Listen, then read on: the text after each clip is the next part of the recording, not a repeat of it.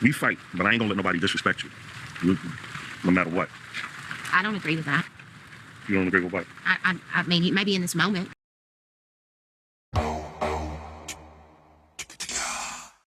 You know when you're like hella confused? What? I didn't see that coming. You know I got your back no matter what. I don't agree with that. Maybe in this moment you do, but it begs to ask the question: what does Kelly? No, what does Molly want from Kelly? Because like, why would she be in a relationship with him if she felt like he wasn't always going to be on her side all the time? This is where it gets very, very technical with me, because I'm thinking to myself like, yo, what is going on here? You know I have your back, but you say I don't have your back. I don't know that I do. And then for you to even say that. Do you know what I think? I think in this situation, right, Kelly should have allowed Molly to elaborate. Because right now he's going on a whole tantrum, right? And I understand why, but ask the question, then let it answer. And this is the problem with a lot of these couples. They ask questions, but then they don't let the other person answer. Hurts me because I changed, like I said, you don't like to hear it. I changed my life for you. I think this is one of the issues that Kelly has, to be honest with you. And this is not me defending Molly to the slightest. One of the things that Kelly has is that he's always talking about, I've done this, I've done that. And then Molly will talk about that you haven't done this, you haven't done that. It's a very weird, strange dynamic that is going on here. But like I said, the biggest issue here is that Kelly has so much frustration. He's not willing to allow Molly to just explain what the issue is, what she wants. And I'm not saying that she hasn't done this prior, but if you're in couples therapy, you gotta listen. You gotta do more listening than talking, if anything. I think that just because you moved to Georgia, that means you're all in. You moved here to be my partner. Exactly.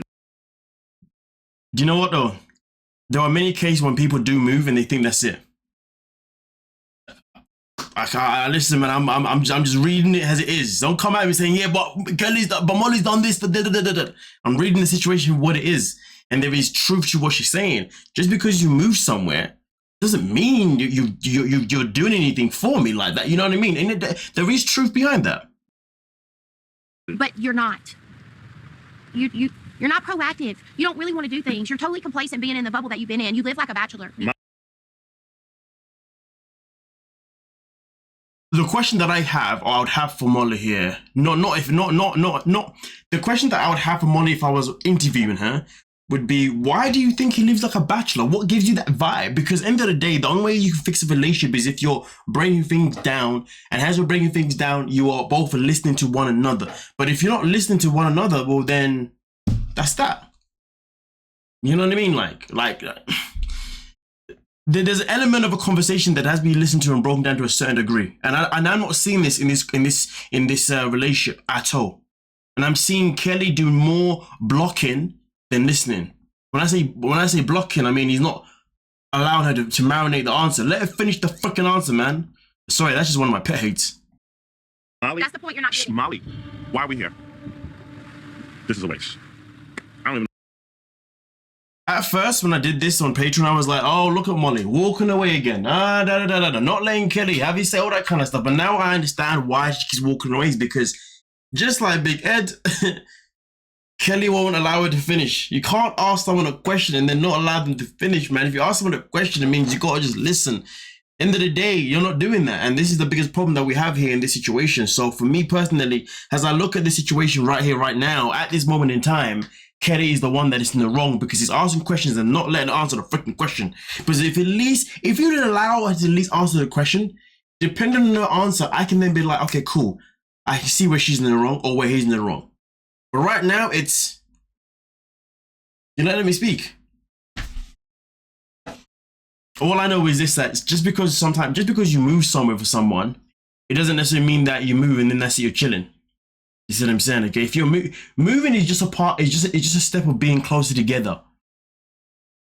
It should never really be seen as a step of sacrifice necessarily, or a step of like, oh, I've moved, so now I do nothing. No, that doesn't make any sense, because after a couple of years, you moving, not even after a couple of weeks, or even a week, it's as if it never happened. Do you know what I mean?